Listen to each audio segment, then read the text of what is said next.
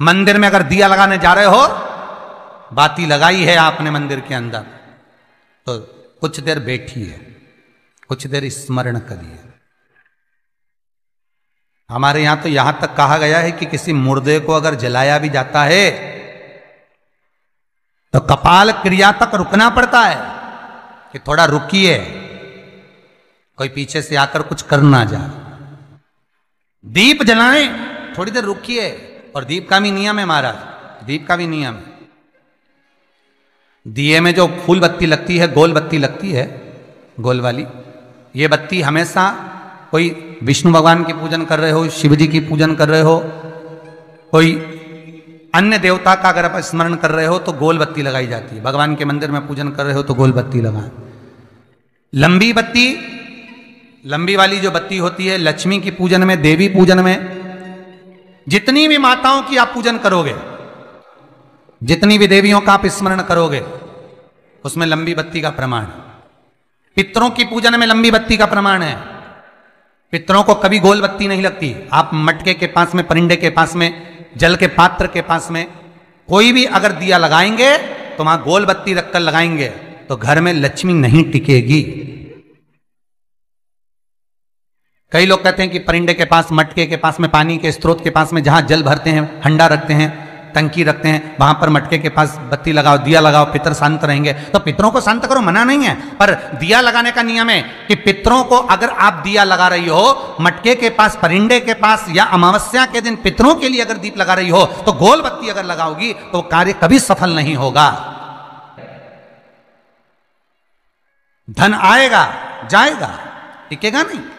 इसलिए पितरों के लिए अगर दिया लगाना है, पूर्वजों के लिए दिया लगाना है, पितरों के लिए अगर दीप लगाना है तो लंबी बत्ती लगाइए, लंबी बत्ती। महाराज, लंबी बत्ती का प्रमाण हमारे यहां शास्त्र का, गोल बत्ती का प्रमाण।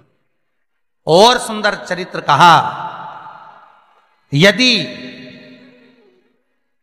आपके जीवन में बहुत ज्यादा लक्ष्मी से तकलीफ है, कष्ट बहुत ज्यादा है, या इसलिए शायद कहा जाता है कि भगवान को सर्वश्रेष्ठ कौन सा चंदन अच्छा लगता है।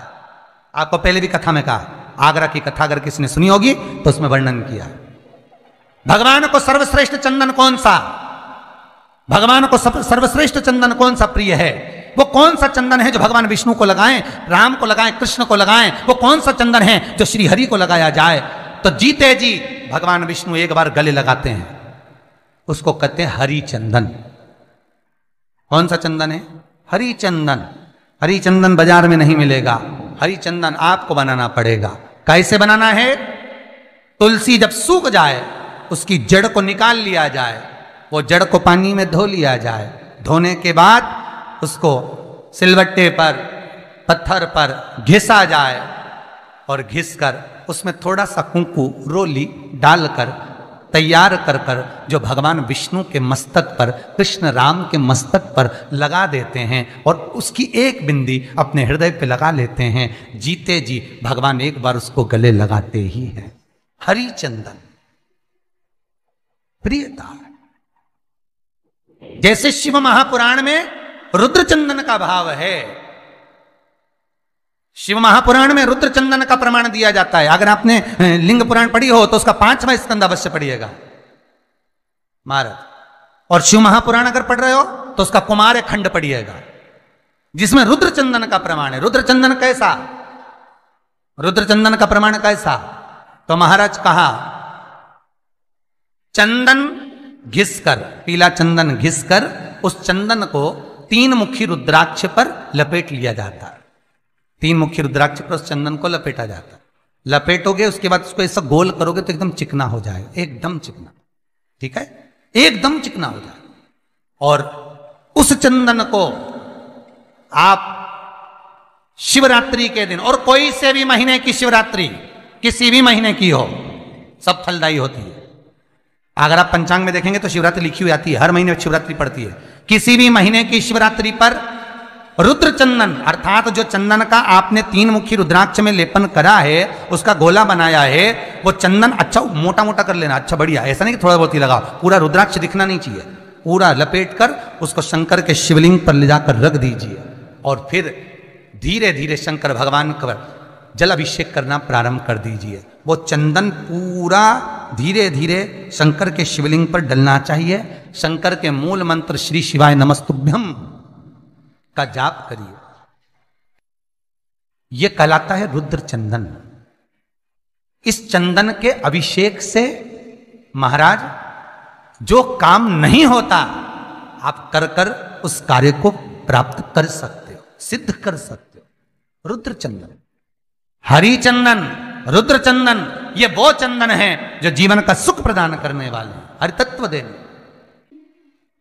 मंगल है, राहु है, केतु है, दशा बेकार चल रही है, लक्ष्मी नहीं आ रही, कष्ट बहुत है, फैक्ट्रियां नहीं चल रही, कहीं मत जाओ, मेरे शिव की शरण में जाकर एक बार शिव महापुराण को पूरी सुनो। शास्त्र के हटकर कुछ नहीं बोलेंगे। जो शास्त्र सम्मत है स्कंद पुराण में, विष्णु पुराण में, नर्मदा पुराण में, लिंग पुराण में, शिव महापुराण में, भविष्य पुराण में जितनी जितनी बातें लिखी होती है उसको छाट छाट कर लेकर आते हैं, आपको बता देते हैं कि आप ये कर लो, उससे फायदा मिल जाएगा। कोई ज्योतिषी नहीं, कोई कुछ नहीं, बस केवल भजन करो, शंकर का अनुमोदन करो और विश्वास रखो शंकर पर, तो किसी को 1 रुपया देने की जरूरत नहीं पड़ेगी। भजन करो, विश्वास शंकर पर रखना, जन्म मरण और परण वो देगा, सुख वो देगा, समृद्धि वो देगा। जिसके घर में बहु रिद्धि सिद्धि हो, जिसके घर में अमोद और प्रमोद पोते हो, जिसके घर में शुभ और लाभ दरवाजे पर बेटे बनकर विराजमान होते हो, जिसके घर में स्वयं अखंड सौभाग्य देने वाली पार्वती हो, जिसके घर में लक्ष्मी देने वाली लक्ष्मी बेलपत्र के पेड़ के नीचे झाड़ू लगाती हो, जो स्वयं सरस्वती को स्वर प्रदान करता है, वो शंकर है। जब सब कुछ उसके पास में है, कुबेर का खजाना वो चोर को दे देता है, जब सर्वस्वता उसके पास है, तो आप इधर उधर डोलते क्यों हो? क्यों डोलो? उस पर विश्वास रखो। वो शंभु, वो शंकर, वो त्रिकालदर्शी, वो कैलाशी, वो अविनाशी सुख देगा, आनंद देगा। पाने का तरीका केवल उसको रिझाओ। जो मंदिर आपसे दूर हो, जिस मंदिर में कोई नहीं जाता, जिस मंदिर में कोई दिया तक नहीं लगाता, उस मंदिर में तुम जाओ